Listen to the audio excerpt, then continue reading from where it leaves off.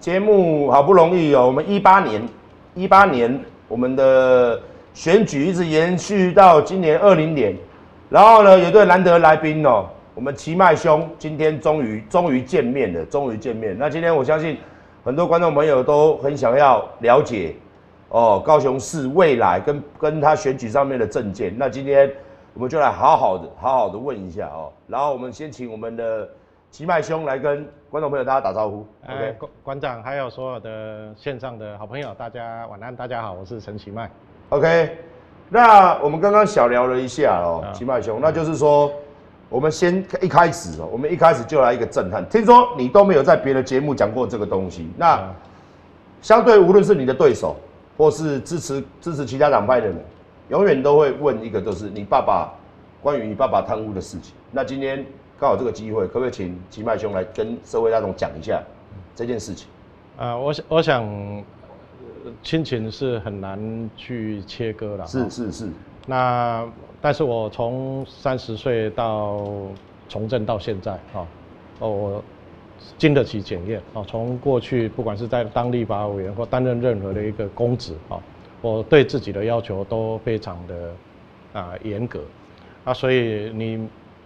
从来不会去找到说任何的弊案跟我有关。这个是我对我自己的一个要求。是。那父亲的事情已经是有一段非常长的一个时间，我也知道说选举的时候大家都会拿出来讨论。是。那对我来讲，这种煎熬，这种对于这个亲情的难以割舍，这个是我想我作为一个人子，我必须承担的，我也接受，所以我也不会去辩解什么。那第二个就是说，也因为这样。所以我不管在从事任何公职的一个工作，我都会加倍的努力，而且加倍的认真，也会用最严格的标准来检验我自己。这个是我从政的一个风格。OK， 反正奇迈兄，你的意思就是说，爸爸这个事情也是发生的嘛，但是你自己本身是很爱惜自己的羽毛嘛。对。那因为这是亲情嘛，人讲好的老爸不好的，拢是自己老爸嘛。你今天就是我父亲其实年纪也长了啦，大概80岁嘛。OK， 那身体的状况当然也需要有一些调养嘛。那我也希望说，因为马上又要选举，然后大家国民党也不会放过我，又拿出来又讲，是一定的。那一讲再讲，当然对内心当然是很煎熬了。但是我总是希望说，对我一个公众人物而言，我是希望市民能够看我未来跟我现在从政的一个表现，认为说陈其迈这个人值得信赖，他在工作上也很认真，对高雄也有感情，对行政的事务的处理也有经验，那就支持我。那我也很在未来的整个不管是在施政的推动，我一定会认真努力打拼，也会用最高的标准来检验我跟检验我的团队。好，那我们最近这个大事我一定要聊一下，就是这个国民党、民进党、时代力量，最近大家吵最热的就是都被羁押了嘛，然后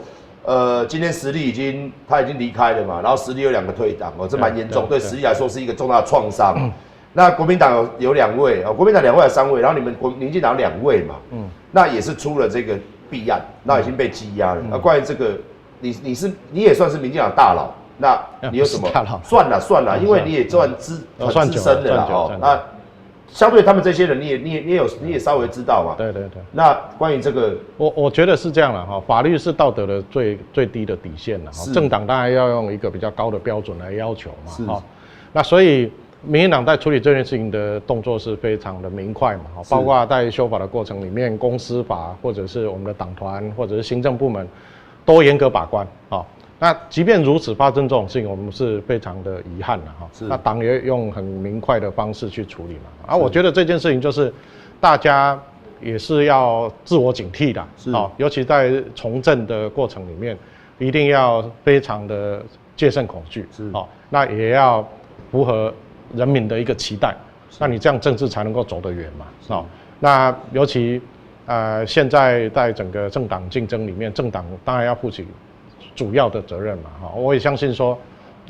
蔡英文总统说升官发财请走别路的意义也在于说，要求所有的从政党员都应该按呢做这是基本要求啦你若你若咧插政治，你就是袂使去想着钱项的代志嘛。啊，你要趁钱就已经白条路，但是政治你对家己的要求也好，啊是讲政党对党员的要求，应该这个标准爱较悬的哦。啊，若有任何社会信赖对咱政党有质疑的时阵，对党的伤害，迄当讲非常的大。OK， 那我们最近又知道我们这个柯 P 嘛，那柯 P 你也知道他是一直打着一个叫清廉执政、透明标案，科技，他也是第一个各地方政府第一个把标案丢上去，然后在网络上面接受大家检验嘛。但是我要讲这个但是，他最近下面的人也出包了，为什么？因为就我所知啦，一个市府团队包含外聘、约聘的，听说好几千人。好几千个员工，甚至上万个员工嘛。那这个东西，它变成说，你员工那么多，而且他们是事务官，你是政务官。政务官就是你会4年1轮，你可能不然就走了嘛。那像这些人，他们贪腐，连柯 P 他要求透明跟清廉，他也中奖。那如果你当高雄市长，你怎么让高雄市政府？就是大家最怀疑的嘛，贪污啊、滥用预算啊、污钱啊、公务员啊这种弊案啊，你怎么样？你有什么方法？我觉得2个部分，一个是制度啦，哈，是。那你制度当然你在防弊的机制上你要能够落实嘛，是。譬如说你的政风处跟你的这些标案在审议的过程里面，那你一定要有一个非常非常清楚的一个 SOP 嘛，那第2个当然是人的问题啦，那首长当然有责任嘛，所以。过去我在行政院工作，我们对于包括这些人事的这个聘任部长，当然是要专业考量嘛，你不能有太多人情的包袱啊，或者是说这个人的社会关系太过于复杂，这样很容易会衍生这些弊端啊。那第2个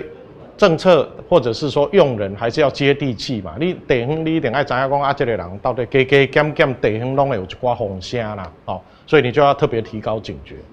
那第3个就是说，有一些部门一般来讲就是馆长在讲的嘛有一些部门，那你要特别注意嘛就讲过去出代志的，像台北市也好，其他的管区也好，大概譬如说建管啦，或者是一些工程的采购啊、招标啊等等这个部分，那你就要特别去针对这个部分来树立一个防贪的一个机制。好，那。我们高雄实在是一个，我认为啦，高雄实在是一个他妈的最神奇的地方。他第一个，我认为他是第一个台湾史上第一个成功罢免掉一个市长，所以你可以了解，就是说民心嘛，人民的心呐，这个来去很快。那现在，而且我觉得高雄人他的怎么讲动员非常可怕，90几万去投，那这么大的压力我们先问。我们吉迈兄，你那时候18年选举输的时候，你选输韩国瑜的时候，因为跟着韩国瑜，我就是说，你这样子，你那时候啦，然后到现在韩国瑜被罢掉了，然后你现在出来选市长，你又选嘛，对不对？那你那时候你觉得你为什么被这种被罢免的人，因为后来证明他是个空心的嘛，那为什么那时候把你干掉？你认为啦？哇，今晚当然时间过啊所以在讲这件事情会比较心平气和讲是。选输当然是很难过啦那当然也自己很深挚的检讨说为什么选输，所以我后来到行政院工作，我列了一张表那所有我选输的原因我都列在上面我的助理也对我也是我很感谢我选书他们不太敢跟我讲说选书的原因是什么，是就列了一张密密麻麻的清单所以我就觉得说，对我来讲选书倒不是那个时候当然不会去想到我该个被算嘛你想我到底是我对做了不好，我自己爱自己检讨嘛所以所有的代志当然是好酸，你爱自己承担很多啦你要是问我说走路啦待人接事啦，或者是政策啦或者是在选举的过程啦这个有很多我要检讨的，我也愿意承担所以这个的选举回来补选，我当然第一个我也要学着说，没有投票给我的人，我要表示感谢。我落选我唔到，我都有机会检讨嘛。我不是一个十全十美的人，我嘛是常常做唔到代志嘛。做了很多的错误的判断，待人处事也有检讨的地方。那我就从头这样慢慢的、一项一项的把它检讨过来嘛。啊，我坦白讲，我也没有把握说这一次选民会不会认同我，我只是希望说这一段时间，不管在行政院或者是在我对高雄的关心，我也要拜托说，选民给我做做看，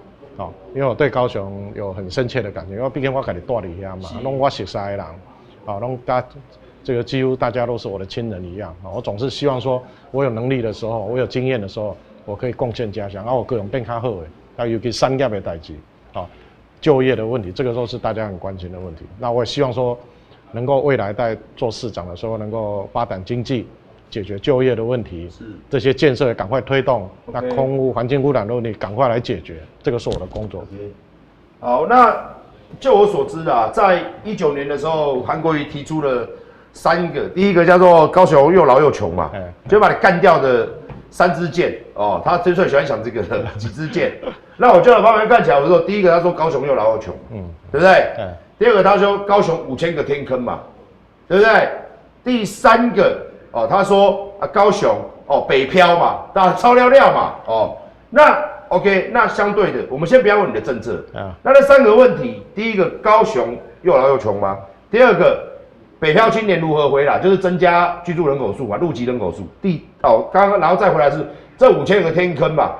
那你去接市长，到时候工程对不对？下雨又天坑，人家到时候又西北了嘛，所以这3个问题你想要怎么样？你上任的时候怎么样立即去解决这3个问题？所谓韩国瑜在讲又老又穷啦，其实伊家己做市长青年失业率搁愈悬啦，营业销售总额搁减1200几亿啦，招商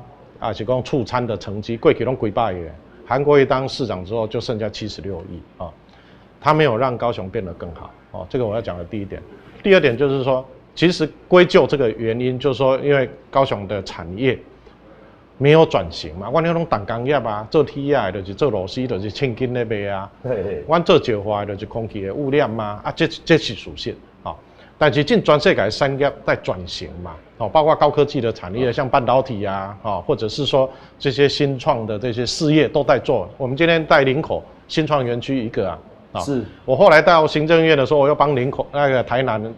那个高铁站的绿能大队，我帮他弄了一个。那我当高雄市长，我为什么不能把我的经验能够在高雄也做一个这个5G 或这个 AIoT 的新创园区？那这样年轻人就会回来嘛。是，就有机会。对所以高雄你要怎么样去翻转高雄的一个城市的发展？你当然必须有新的产业进来嘛，或者你旧的产业能够升级嘛。那第3就是说庶民有关的嘛，你别再讲高科技嘛，那你文化。那你艺术，或者是年轻的我们很多的商圈这些活动，我们都要让他有机会啊！你要让这些人，比如说运动也是一个产业文化也是一个产业，所以你怎么让运动能够变成产业嘛？让运动员退休的时候，他也可以有一个收入所以我在讲的就是说，譬如说未来的国民运动中心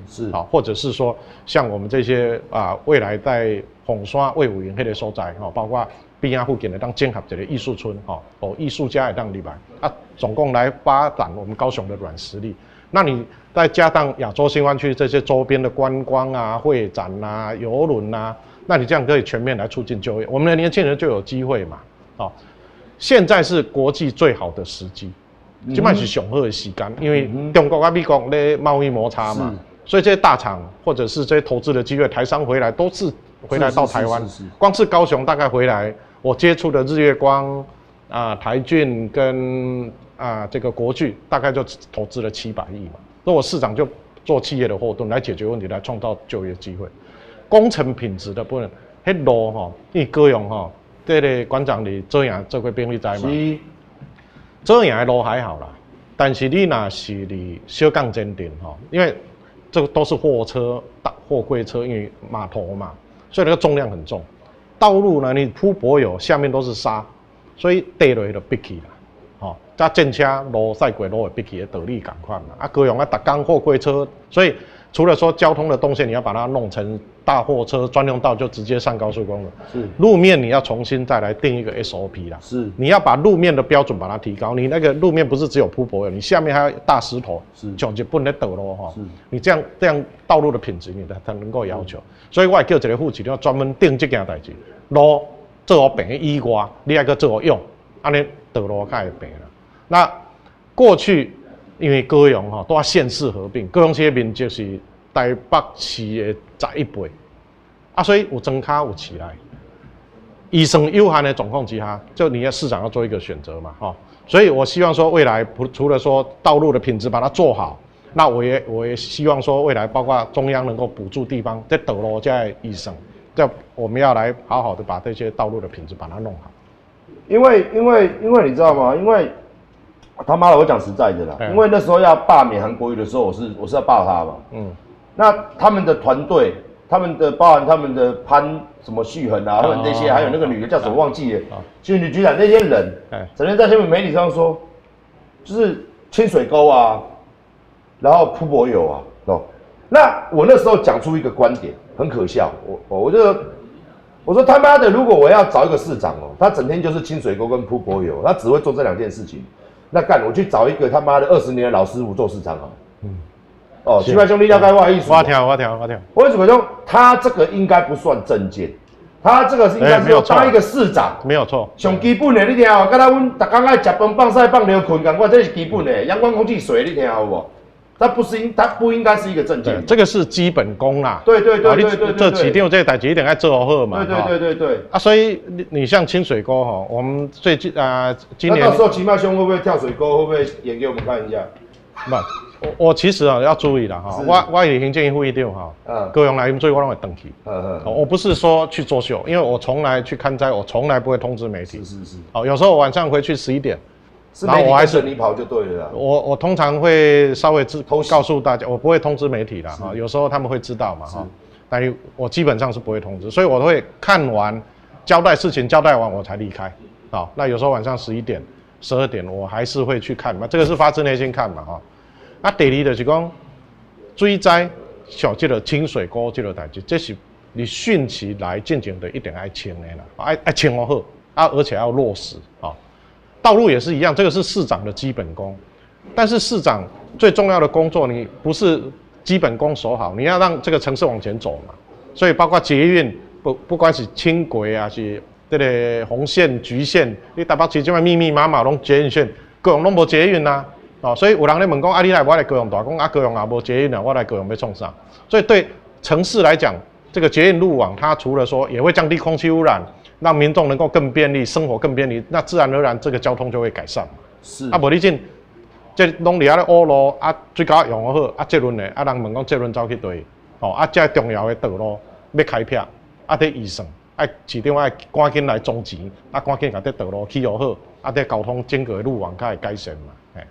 那最近就是说从19年立委选举嘛，很多个民进党立委、国民党立委、民众党立委来，我都会问一句的，就是所谓的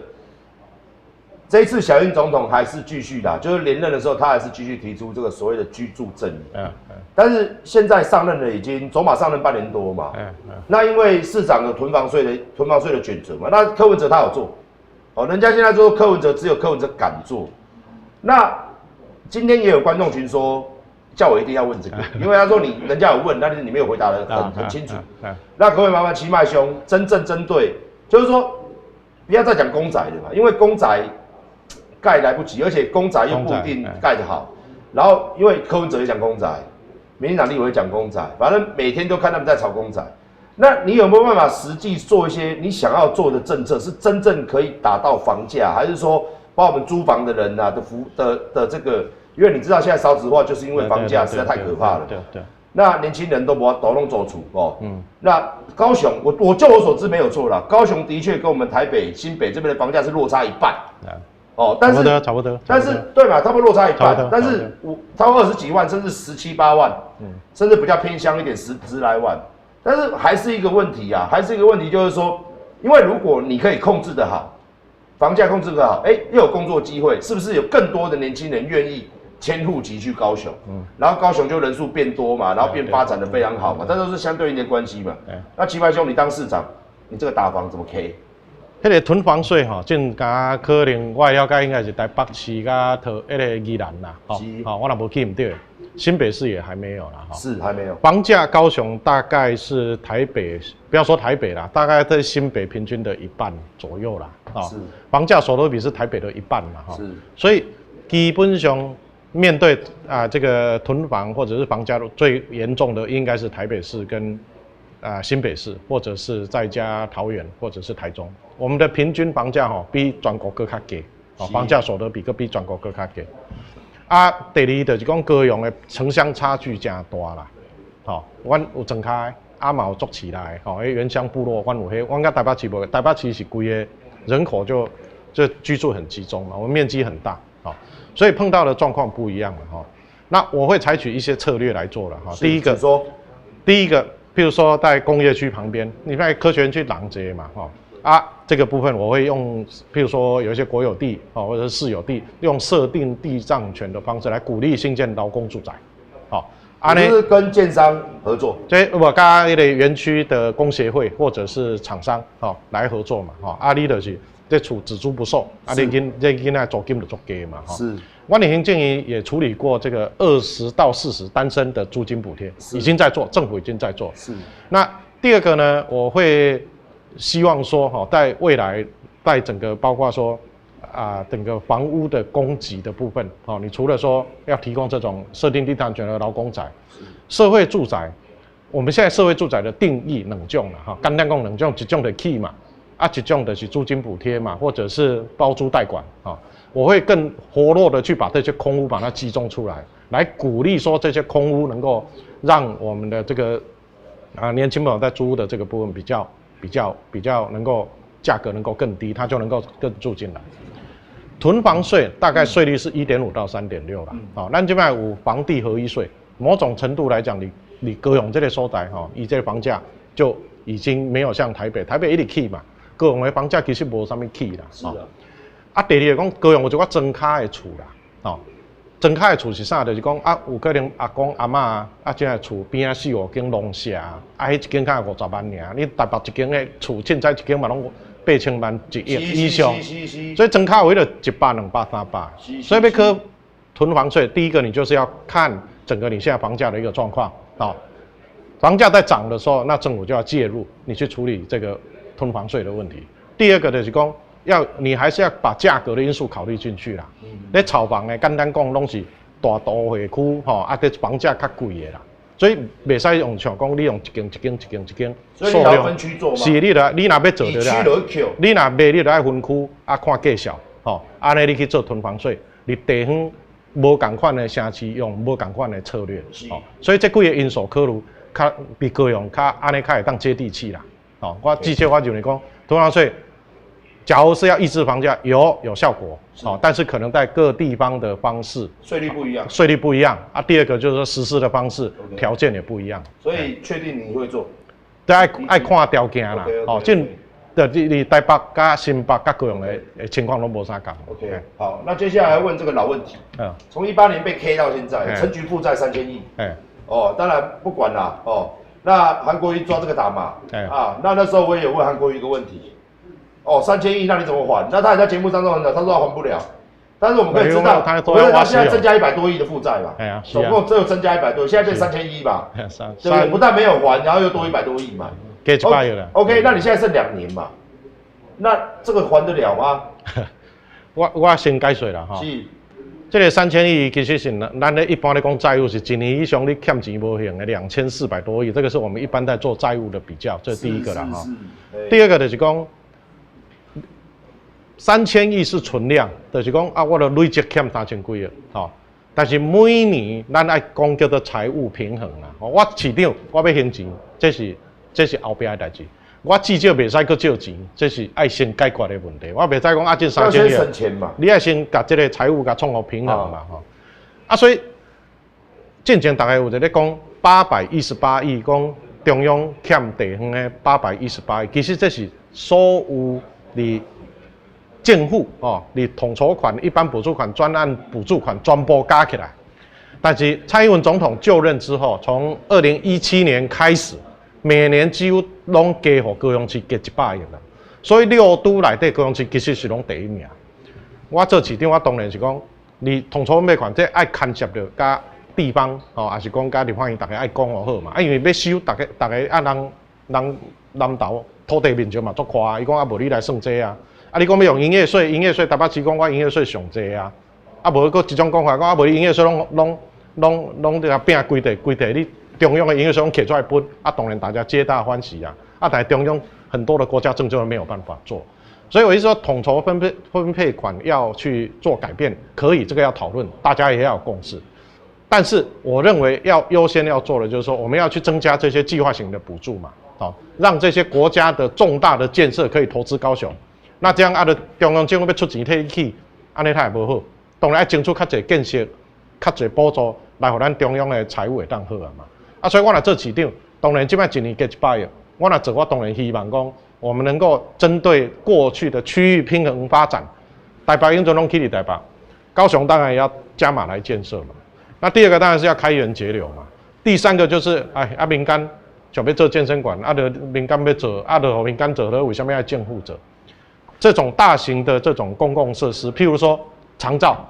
寿险基金，现在钱很多嘛，所以你要去改变这个财务的这个操作，让这些民间的这银行的钱也当拨出来做公共建设或者是公共服务，那我政府再来买公共服务提供给民众就可以嘛。所以你要更把这个财政的僵化，你要把它打开，用功能性的财政政策去民间的或者是中央的补助。或者是产业的转型升级，创造更多的就业机会，自然而然税收就会增加，全面性的18般武艺去解决财政的问题。别当光刚靠一步讲我无这个统筹分配款公事实施的跟体不好，这嘛只是救了近火，那长远的财政的问题没有办法解决啊，所以要多管齐下来解决。OK， 所以你也不能保证你不会再举高债务嘛？我会定一个目标啦哈，我在18年的时候有讲过，就是说我一开始我的举债我会控制在一定的范围里面，大概4年或者是未来的6年，假如我顺利当选，然后在6年财务平衡的目标，我一定会达到一个财务平衡的一个目标。安尼大家看大家讲市长你的目标到底是啥 ？OK， 那接下来我们问的是开始要进入重点问题，也就是说你现在剩2年了，剩下2年，然后22年又要再选一次，22年又要看选连，又要再选。如果你选到的话，你22年又要选。所以我觉得这个叫烂摊子啊，就是你现在已经没时间了嘛。那这2年你想要做什么立即有感的政策？这个是今天的重点。你立即有感那你怎么做？2年内最优先解决的，因为我在行政院在做工作嘛，进。全世界中国跟美国的贸易战争、科技的竞争，所以产业最重要嘛。我们到6月底，台商回台投资的3大方案里面，就大概有1兆投资高雄，大概有1003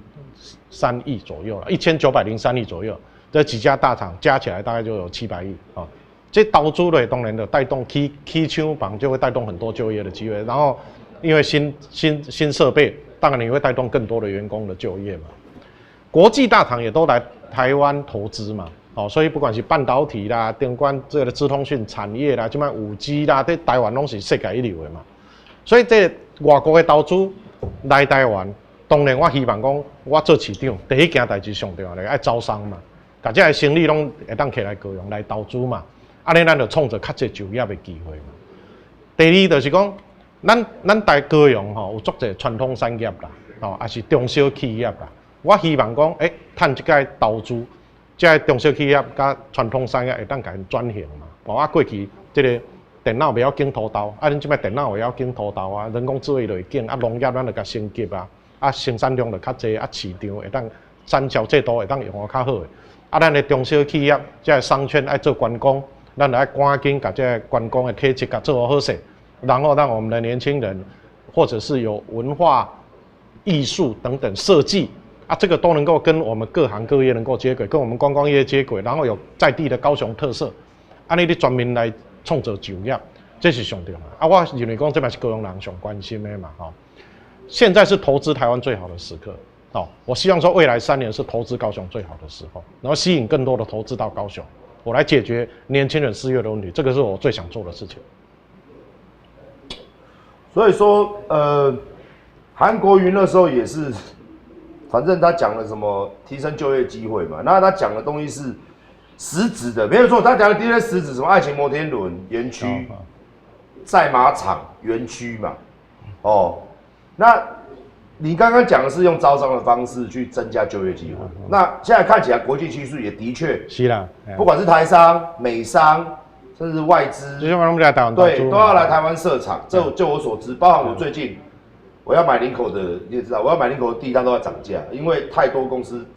真的在找，国外也是。那包含最近的股价12600嘛，就代表台湾经济现在热钱一直滚进来哦。那你有办法做哦？包含你刚刚讲的这个战区，我是认为很好，但是你如何去？我们现在很怀疑，就是说你会不会像韩国瑜，就是你知道吗？我先讲我的啦，我知道你的意思啦哈。是，就是讲韩国瑜讲的迄个物件，不是全世界今摆在做的代志嘛。是，咱的产业，我们产业一定要看我们10年、20年的整个布局嘛。你要先布局，超前部署，像防疫我们在做，那你才能够在未来保持领先嘛。啊，所以你说啊，做一个摩天轮会增加收入吗？现在大家冷静下来看，这个是笑话一桩嘛。赛马场也是同样的道理嘛，对不对？先不要讲动保了哈。所以我在讲的事情是说，整体的产业要做一个结构的转型，这开始上要紧的代志啦。哦，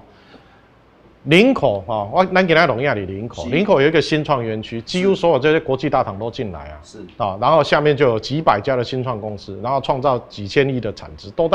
在林口新创园区嘛。我在当行政院副院长的时候，我就帮台南的绿能沙仑科学城那个高铁站呀 ，Google 的资料中心进去，然后其他的这些新创公司 AIoT、5G 也进去嘛。台南林口可以，高雄为什么不可以呢？是啊，何况过去这些政策都是我主责。是我当高雄市长，我就希望把这些国际大厂都带来。你在大厂带来，你才能跟国际接轨嘛，你才能够让我们的小的这些新创公司。有创意的年轻人，他才能够他的创意、他的机会被世界看到嘛。所以市长不是说只有把年轻人带到高雄，他要把年轻人带出海，把年轻人的创意，不管是文化、艺术，能够跟国际接轨嘛。所以我刚才李国勇提，我一定也是讲，这是起先我打一个平台，好，然后我们办很多的活动，办很多的这个展演，哦，带市长带出团，啊，或者是。我们就有一些很多的这些不同各式各样国际化的活动，让全世界能够跟台湾接轨。那第二个，我们也希望说啊，我们的文化也好，或者是这个就很多哦，包括表演，包括流行音乐，包括我们的艺术的创作。那时候我去干掉你们那个艺术中心，就很大的那个歌剧院，魏武营啊，很漂亮。不过我后来觉得它真的是蛮漂亮的，但是它真的你会把它发挥的淋漓尽致，就像你现在讲的，它真的可以发挥吧？是。你在讲魏武营啦，好，那魏武营这个是从文化平权的角度来看啦，哈，因为台北有一个，台中有一个，那南部为什么不能有一个？为什么要看表演要去台北？对南部人大家都做迄落的嘛，我就拍摄讲你等下他电话讲，所以对这些一个好的场所，好，那当然表演者他就会有一个标准嘛，那你有更多的国际的团体来嘛，那我们的团体也能够借由跟国际交流的机会。或者国际的展演的机会，能够让其他全世界的人看到嘛？无你来，这香港人啊，是讲东南亚，咱朋友在要来高雄啊，讲要去看，咱咧场地破咯，然后落各位老水，安尼袂通啦。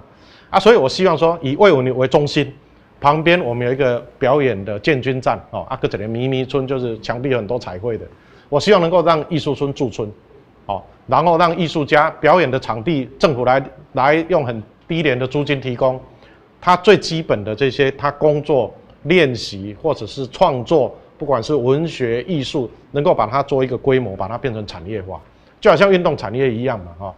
我一直在讲说，国民运动中心在高雄应该要赶快来做，因为不好意思，我跟大家打断一下，因为我们是人在新北市嘛，那国民运动中心台北市、新北市多到爆炸，是啊。那我今天很讶异，因为不好意思，高雄我这个真的我不知道，我以为高雄也有哦。我今天问齐迈兄，我才知道说，高雄一间都没有，有一个公立小小的啦，那个不算啦，就是真正的，就像我们新北这边游泳池、篮球场、健身房、网球场、桌球场，什么小的，对啊，教室，我过去当代理市长的时候，我是把学校的围墙都打开啦，所以高雄市的学校吼无围墙啦，无围墙伊就得操场嘛，你要跑步你就进去嘛，篮球场晚上没电，所以我当市长，我希望说那个夜间以后那种篮球场、学校那种设施，那个电费政府来出嘛，因为居民在运动嘛，对不对？这个好。第二就国民运动中心，毕竟还是有些健身啦、游泳啦。是。或者是室内的羽球场啦，等等，这个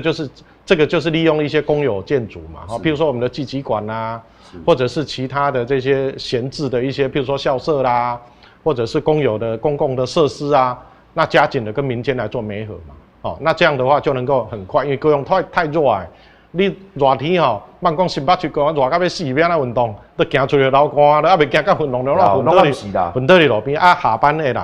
伊有一个较好的环境，游泳池，这政府来甲民间做合作来做，甲国民党这赶紧用上俗的介绍，互民众会当运动啦。因为运动毋是讲天气尔，因为大家有当时拢想运动的，去走操场走3年。那运动就是只有跑步大概在兴趣不会太久。你要么你就跑马拉松，那个有跑马拉松的。你要做瑜伽的有瑜伽，你要做有氧舞蹈的有有氧舞蹈，你各式各样的运动的活动。人民才会觉得运动有趣，它就自然而然就会变成一个产业嘛。要不然你现在教瑜伽的老师，就只能在有时候或者教舞蹈，只能早上去公园，教咱的欧里上欧巴上跳舞，安尼无收入嘛，收入不高。所以我们让我们的运动员也有出路嘛。他各行各业他都能够他结束的时候，我做一个羽球教练，我可以到羽球馆可以再继续从事来服务更多的人民。我觉得把运动把它变成产业。把文化也要把它变成产业，这个是我在想的啦。你一个文化艺术艺文，你只要没有把它变成产业化，我们的年轻人会变成没有机会。我一定要让我们的年轻人有机会说他写文学创作他也会赚钱，他的作品可以在我们的电商的网络，他可以看到，他可以接轨国际，让他的创作可以被人欣赏，也能够把它转换成譬如说剧本，有更多的表演的机会，他的著作或者是创作就变成一个文化的资产嘛，那伊就会赚钱嘛，运动嘛同款嘛，伊专业的技术嘛应该要赚钱啊，所以各行各业全面的以经济为最重要一个思考，这样高雄才能够反转。因为刚刚听你讲那么多，其实你就是想要创造一个很多产业嘛，是，什么都是可以做嘛，是啊，然后创造经济嘛，制造工作机会嘛，所以我们刚刚讲了所以你想要规划一个，我们讲白了叫做高雄科学园区。这种概念，桥头科学园区这种概念，然后要让很多大厂进，让它变成第2个主科。你的想法是这样子吗？我的野心更大，是取代主科。因为现在半导体产业台积电嘛，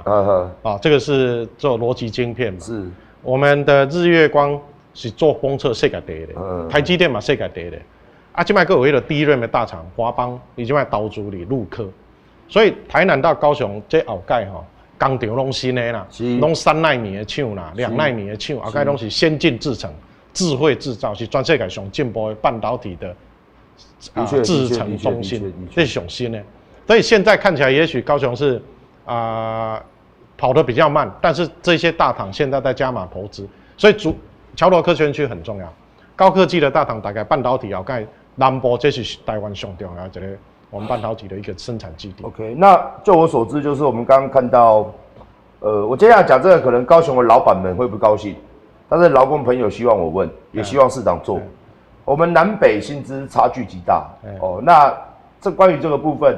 因为你当市长会劳工局你管的嘛，那关于这个薪资很低呀，劳工没保障啊，那你上任了之后，你怎么样去转型？这个结构就是保障员工一个基本薪资，或者说让他们有薪水可以往上升的一个发展。薪水，因为我希望就是改天是南北的薪资是一样的一轮对。但是看起来现在好像南部偏低，就2万多块，那3万块的就比较少，那4、5万的更少。但是以新北跟台北这边，大部分都是3万起，那这样子你怎么去解决这个问题？高雄。这大概还是产业啦你若经济不好，你的薪水就低嘛，供需的问题嘛所以民进党政府当然他做两件事情，一个就是我们基本工资跟时薪在调整嘛，所以时薪我们已经调了好几次，那第二个就是说你要减轻年轻人的负担啦，所以租金补贴啦、学生的宿舍补贴啦，还是讲这个托育啦，还是讲这个长照啊，刚才这个扣除额啦，等等，这就是讲减轻人家少年的负担，薪水没有增加，但是负担减少，高雄相对来讲，它房价当然负担也会比较少嘛，生活的物价也比较少，所以它的实质购买力其实还可以在相对来讲会比较有一些修正嘛，产业是上要紧的，我觉得高雄你要把经济弄好，你各方的除了说你的观光，我们的像博二亚洲新湾区高科技的产业、传统产业，你就要全面的去加码去做产业的这个投资，让这个整个生意经济也变好，这看我懂了。所以我其实阮助理拢咧甲我干掉啦，讲我那是讲话讲甲会足无聊的，就是讲，因为我现在脑筋在想，就是说这些产业嘛，我过去在行政业在负责这些，不管是高科技或者这些我们在怎么招商投资等等，这个我负责。那我也希望说，借由这一次的高雄市长选举，就对台湾而言，我相信这2年3年是最好的时间。我举一个例子啦，叫治安啦，我李行健也在负责治安嘛，中国有一些治安产品要进来，这个不行那为什么现在大家那么重视治安？因为治安以后5G 所有的通讯你都要跟治安有关没有人敢用中国的东西，像抖音也被禁掉，对不对？华为的设备也没人敢用，对不对？那这个对台湾来讲，我们的机会就相对来讲这几年就是非常重要嘛，因为大家要来咱台湾投资嘛，咱就要探这个机会，都我台湾在丢死的时候，我们抓到高雄，那我们高雄就可以跟国际接轨，这样成长嘛，不然我们永远还是一样啊，我们还在讨论说他财政不好怎么办啊？那我们的这个空气怎么办啊？这个都跟你的产业结构转型有关嘛，你要转换成智慧制造嘛，污染降低嘛，电厂提早除役嘛，兴达电厂几个固定污染，我们中钢我们就要求说，那你要配合我的这个提前除役的时程嘛，那你这样同步的跟产业转型、结构的转型，这样你才能够让你的生活品质增加，你的收入才会增加嘛。因为我们看我们刚刚一直不好意思，我们刚开始讨论到林口了。其实我刚刚聊天室里面很多人不懂这个东西，因为你们在骂嘛。现在棋牌兄，我们现在2万多人在看现在两边加起来2万多人在看然后当然里面现在噼里啪啦一直骂那其实我不是帮他讲话他说林口嘛，那我现在住林口嘛，那我刚才跟你讲，林口真的有感。真的有感，林口有华亚科学园区，你知道华亚科学园区里面有几万个员工吗？对而且通通都是从中立、桃园、林口，甚至从我们这个新庄、三重，就是从新北市上来到林口这边上班。所以它有没有带动周边实质效益？当然有啊！你上来餐厅要不要？你要不要吃？要不要住？要不要穿？要不要喝？所以各式各样的店。我们林口你来看看，现在真的很发达。你来真的很发达，而且现在又多了一个影创，它是一个影创的一个园区，它又要下去了。然后旁边又有一个工3、工2，就是你现在讲应该也有这边嘛，也有一个大的工业园区，又要林口是不够，华亚已经不够了。现在这边又开了一个新的，2年后又要准备，这个是侯友宜他的政绩啦，也是他也是要做园区。那为什么大家都要做园区呢？其实非常简单，你今天你企业转型，你在地的企业就是这样的话，没有改变的话，你的潜水就掉在这里。那当然有新建的产业盖厂嘛，一盖厂嘛，那当然嘛，那薪资大家抢员工，那薪资看了就一直往上调啊，3万挣不到就3万2啊，3万2挣不到3万4、3万5啊。那福利他们各厂都要有员工宿舍啊、餐厅供餐啊，各方面福利就要竞争起来，所以就业机会就多，就业机会多，附近就热闹起来。所以我们林口现在。以林口来说，这边是进步，真的是很多。我已经林口咧做医生啦，嘉应准拢红高压挂啦。对。所以林口新市镇当时被人家觉得说他也安呢，后来华亚科他们在弄起来之后这就很快嘛，现在林口的新创园区那更不用讲，国际的大型的企业新创公司都进来，对，全部都来。所以林口现在很热闹，而且林口超多外国人，因为我的健身房在林口嘛，是啊，我超多外国人来。所以外国人会把钱带进来。所以我其实桥头科学园区的概念，假如用林口这样来看，其实就是同样的道理嘛。因为你这些先进制程的这些工程师，一定是很多外国人嘛，需要很多大量的人才嘛，我们的年轻人才能够回去工作嘛，他才能够说啊，这个工作，你看我在台积电上班，我在哪里上班，那这个工作，台积电的股票一直在涨，它的潜力非常好，技术保持领先，那我们这个产业才会能够稳定。我们年轻人工作不会说啊，你摩天轮盖3天没有人来，那摩天轮就倒了就拆了，这个是产业聚落的问题嘛。所以你一定是要有一些新的一些这个有竞争力的产业到高雄才可以嘛。所以我拿起了做万谈，台南我要帮他解决南科3期的土地，南科产值已经7000亿左右，很可怕，对不对？很可怕。然后旁边整个就非常热闹，台南的消费就会增加嘛。我希望说，桥科以后也能够以这些包括这些封测的重镇，这些半导体的大厂进来，那我们这些带动的这个形成这些聚落的效果，咱家高雄开始老这起来嘛。另外一方面就是讲软体啦，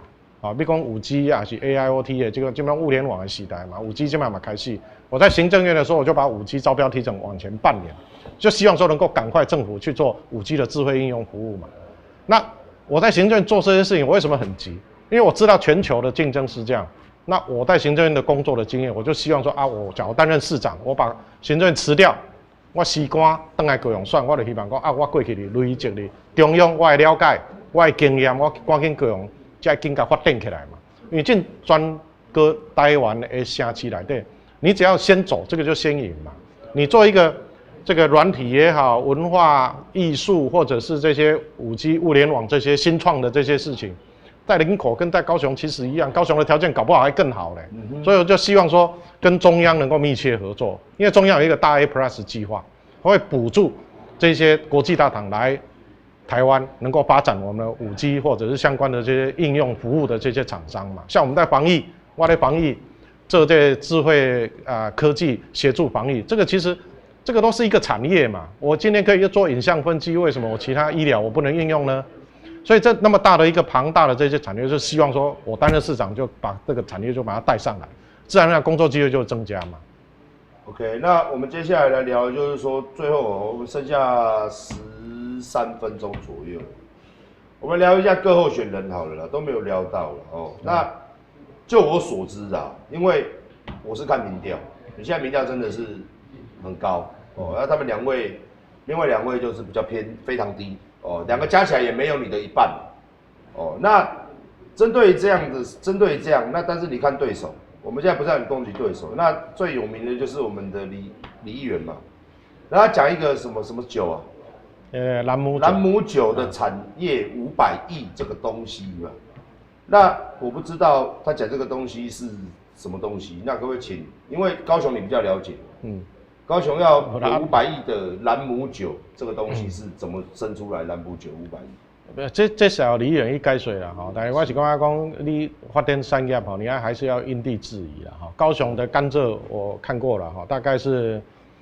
50公顷左右的面积啦，就50公顷而已。50公顷，那你假如要种到说要500亿的产值所以我看高雄市规个城市拢在种甘蔗，就是现在连高雄市区都要种满甘蔗就对了。这个，因为它这个500亿也不知道怎么算了一个产业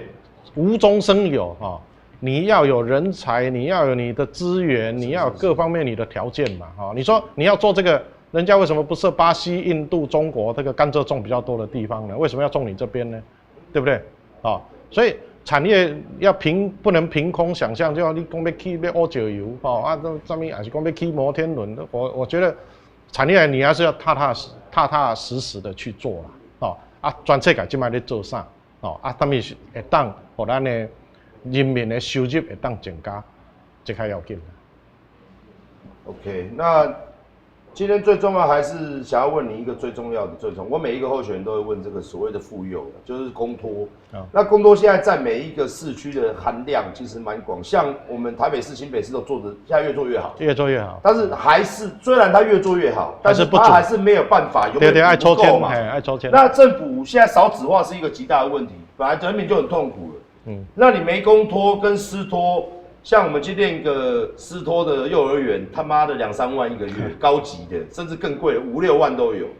那当然，公托第一个，它公托有保障嘛，因为里面的人是政府的人，他有 SOP 可以做。第二个是他1个月1万多块嘛，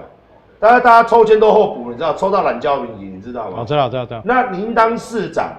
你怎么样去解决这个问题？因为他这个也要第一个，不管是郭台铭，他也拿幼儿来当政策。上次总统大选很多人在当政策，那你当个市长，你要解决的嘛？简单讲哈，这里蔡总统在连任的时候嘛，不管育儿津贴啦，或者公托公幼的准公共化啦等等这些补助，其实某种程度已经减轻了很多年轻家长的负担，某种程度，但是没有完全解决，就像那个馆长所提的。那关键还是在公托公幼的数量太少啦。是。我看过那个数字啦，我现在就卖记不要清楚啦。但是在6都里面，我们的公托公幼增加的班数其实不多，这2年增加不多。所以我当市长我至少我会定一个目标，在2年内我一定要追上其他6都的水准。好，你这样才能够让我们的比较辛苦的年轻的家长他能够有一个起码的一个照顾，免去抽签啦，简单讲慢慢来改善这个抽签的状况。第二就是讲，大家拢会拄到一寡状况啦，因为你要起一个托儿所你要爱租厝嘛，租厝爱租金嘛。所以相对来讲，这个建筑该起厝我来开足侪钱，唔免。我会比较灵活去跟中央，因为中央本来政策也在做一些用一些公有的房舍，比如讲机关学校，内底就空5间教室，来家长拄好附近的，还是讲老师的囡仔，就规去踮遐就好啊嘛。利用这些公有的这些房舍，来加速的来布建这些公幼或者是公托。国营事业像中油，还是民间企业，就鼓励他们其实应该能够做一些公共化的一些幼稚园或者是托儿园，这样才能够快速的来增加我们这些服务的一个数量。结论啦该花钱这些钱该花还是要花，这些钱不能省。所以我要定一个目标，我那天看过那些资料，大概2年内一定要赶上6都其他的平均水准。无台北市跟新北市开始较济，对，属性，对，开属性。事实，我们这边新北市一直在增加，然后台北市一直，因为大家都在拼这个。这属性，这个我承认。对，但是你也不能这样比，为什么？因为我们的人口数，高雄200多万，新北400万，当然也是不能比，因为人数多啦。但是我们跟台北市其实一样多啦。对，但是因为台北的较好个他是没办法啦，金融重镇就是这样。但是这点我认为讲对年轻人来讲非常重要了，所以公托公幼我会增加，这个是我的承诺。因为你要让青年回来，然后他们工作再来就恋爱嘛，恋爱就生小孩嘛，然后就干，一定遇到的问题就是花钱，小孩子最花钱的。不然应该开了政府来照顾吧。对，政府来照顾。好，那剩下一点点的时间呢，我们来聊你个人最近。我听说你当行政院副院长是非常辛苦的，尤其是这次这个疫情，你们功不可没。这不是我在操多啦。当然，如果做不好，现在我们应该都戴口罩，然后应该都快挂了那的确，世界防疫现在全世界防疫是台湾是做的最好。那你也是参与这个团队之中，而且你是行政院主导嘛，那你是行政院副院长嘛，那可不可以？我们不是说臭屁啦，我听说你都没有休假，也没有休息，在这段时间都每一天都快挂掉的。你有没有觉得你现在卸任出来跑行程还比较轻松？心情上轻松很多，体力比较耗损嘛，你后来套炸7早8早的出门那不好意思，我想要问你比较重点，就是说，我们为什么台湾这一次会领先全世界？超前部署啊？为什么？怎么做？我记得咧12月31号那一天嘛。不好意思，我 PS 一下，因为陈其迈先生他也是一个医生，对，所以他还讲的他也是一个医生，对。OK。12月31号，那个时候武汉只有27个个案，是，我们就登记检疫，咱就派医生去你飞机场检查，武汉等下拢检查，是，发烧的就掠去做核酸检测，是，所以我们第一关就把关嘛，我们比其他国家早了大概1个月的时间 ，OK，所以一开始武汉病例大量扩散的时候，中国在隐匿疫情的时候，我们就不相信中国，我们就把台湾守住。第二个，我们的科技防疫啦，我们的居家检疫。机场，然后追踪我们的里干事、里长还有警察在协助。台北市最高平均一天有1万个人在做居家检疫，意思以下讲，一个里里长差不多爱卡100栋电话啦，一天啦，所以你看伊偌忝，所以咱用科技嘛，这个人甲顾咧，伊若走出去，警察就来，大家个配合，我们的居家检疫在欧美疫情的考验，通过这个考验，所以从欧美回来之后，我们其实社区几乎没有社区感染的个案，这个代表说我们的防疫其实是做得非常踏实，做得非常彻底。所以我伫行政院咧做这实在是，迄个时阵当然是无骂无忍嘛。你刚开始疫情发生的时阵，而且你也是要开不完的会，因为你也是医生，你要提出专业的，这都专业嘛。当然迄时阵火气较大啦，我记一个啦，我印象是1月底的时阵嘛，迄武汉团来，迄时阵佫有旅游团嘛，武汉的来，中国的嘛来嘛。行政院就下令说，我的印象是1月27号全部都要回去嘛。你看有一些人刚来，你要回去啊。他连落地然后马上就交回去。民间当然干掉嘛，讲你刚来，你就要叫人等，安尼实在是太不合情合理了。可是如果没有，现在台湾就挂掉了。对啊，所以我行政院就讲袂使1月27日。而且我现在听说是确定你叫回去的人确定有确诊的嘛？有哦，对不对？有一个女性台商嘛，发烧嘛，佮等又过来佮确诊。所以那时候如果放下来就，迄个时阵你若想讲就可怜，无够会剩几工，偌巧伊。所以1月27号全部武汉团全部回去，1月底所有中国大陆的团全部都回去嘛。所以你要做这个决定很困难，嘛，足侪人咧讲安尼无好，啥物我要求要无法度啊，那个防疫咱就是安尼嘛。登机检疫嘛是啊，你即摆去讲检查，飞机顶验检，我敢去用胶咧，迄一个。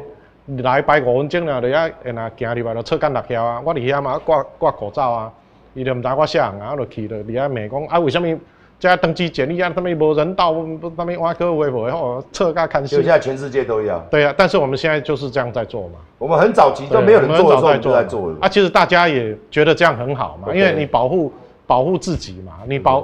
麻烦一点，但是我会人为我嘛，防疫就是安尼嘛，迄时阵当然无日啊。过年除夕前1天嘛，我搁伫迄个 IG 搁讲嗨，我在高雄等你，我回家了结果无，隔天就差不多一直无用防疫无用到不过这个辛苦是值得啦，是甜蜜的辛苦，真的守住了，就是守住了。不然今天你看国外，我们看美国很惨的，1天1万。是啊，哇，那个不计一天不计哇，那个死伤真的是很可怕，因为他这个已经没有办法收回来了嘛，因为疫情已经扩散了嘛。咱记者个顾虑讲顾较好势，个口罩我们几乎现在口罩你在超商都买得到嘛。口罩你也外国现在还是在抢的。是啊，阮迄个时阵伫过年迄个时阵，迄个足紧张，逐工嘛甲沈荣进咧通电话，讲无口罩，毋知要安怎，赶紧来去做口罩。所以我们那个时候就第一个讲说，我们自己要做口罩。所以咱关键零组件跟周围工具机业者大家都配合咱甲台湾顾好。OK， 那今天终于在2年前啦，我们本来要约没有，然后一直到现在20年的年中了那间隔快2年时间，终于见到我们齐迈兄，今天也跟他聊了蛮多。那不管大家支持谁但是。我是觉得啦，就是说现在这个时代，就是你不管讲什么嘛，你最后还是要被检验的。而且我再强调一次，就是说高雄市长，全台湾第一个被罢免的市长，那也是有史以来非常，我觉得高雄人真的是很厉害，民主的圣地，很厉害，民主圣地，知道自己的权益，该罢就罢，行动力很好。这总统选举6月6号投票，证明。人民是民主的赢家啦，是，所以这市长皮爱订做案的，做任何政治人皮拢爱订。以后当政治人物就无做混了，你做不好就给你罢免掉。对，而且现在资讯那么透明，你每天干什么事情都看得到嘛。是啊。那当然，最后我们时间让给，剩下最后3分钟，最后我们请齐迈兄来做个结尾，跟我们做个想要讲什么都可以。OK。其实我跟馆长比较不一样啦，是他。我其实18年那个时候还不认识馆长 ，OK， 较歹势啦，较歹势啦，尾仔我来看你，你一寡国家认同的问题或者是说对台湾或者是对很多的这种居住正义或者是各项的议题，我是很佩服啦。我不是今日来讲这个，我这个人无啥会晓去讲娱乐啦对他来讲当然是敬礼的是，当你挫折、你失败，你真的是就是要好好反省。哦，那我从18年到现在，